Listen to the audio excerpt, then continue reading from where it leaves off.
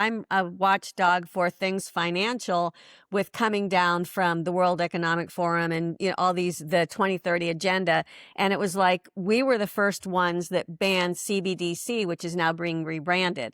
So, but that was huge. So it seems like you guys were always a step ahead. So We did take your CBDC. bragathon. Yeah, to stop that. In our ESG bill, there was, prohibitions against deplatforming people. Like, I'm going to pull your Chase credit card or your bank account because you said you like Governor DeSantis or President Trump, or you said something conservative or Christian or whatever.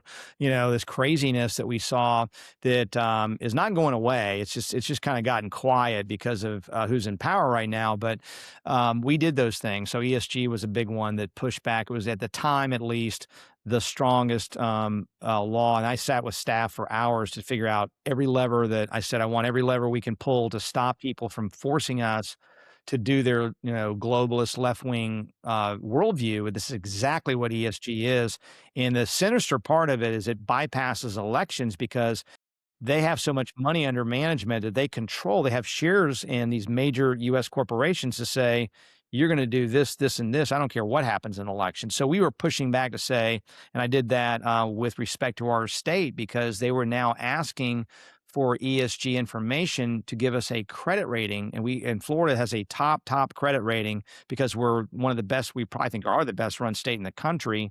Very low debt, very well managed, balanced budget. We did record tax relief when I was speaker. We actually took the little bit of debt we have and paid some of it off ahead of schedule. So I joke Yes. that no one will ever confuse us for Congress or the federal government. Yet despite that, the credit rating agencies under this ESG kind of globalist pressure were saying, well, what are you doing on diversity, equity, and inclusion? What are you doing on this? Are you, well, why did you, do this or that? That's conservative. And you could literally have a situation where Illinois, which is always on the verge of bankruptcy, has a better credit rating because of the ESG score that gets built in there than Florida. And so I pushed back and said, we're not giving you that information. You need to rate us based on financial considerations, period, full stop. And so we did that. We pushed back on Enterprise Florida because I don't believe in corporate welfare to pay Amazon to build a warehouse in Florida.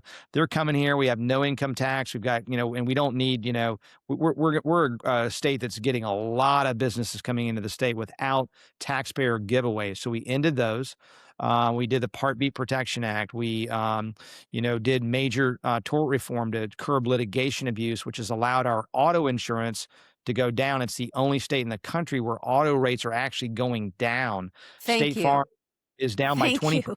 Others are down less, but everybody pretty much is down. If yours is not down, you ought to be shopping it. And then at least allow property insurance to start, it's going like this to start to plateau. There's more we need to do to bring it down further, but we did things to rescue the insurance market from further collapse, further price increases. And then, of course, protecting children online, ending DEI programs, constitutional carry, paycheck protections so that you don't have your money taken out of your paycheck automatically from the unions. You have to voluntarily agree to that if you're a union member. These kinds of things were big reforms. No transgender surgeries on minors, no boys and girls bathrooms, parental rights in a big way. I'm a huge advocate for parental rights. Health freedom, making sure you don't lose your job because you don't want to take a COVID shot.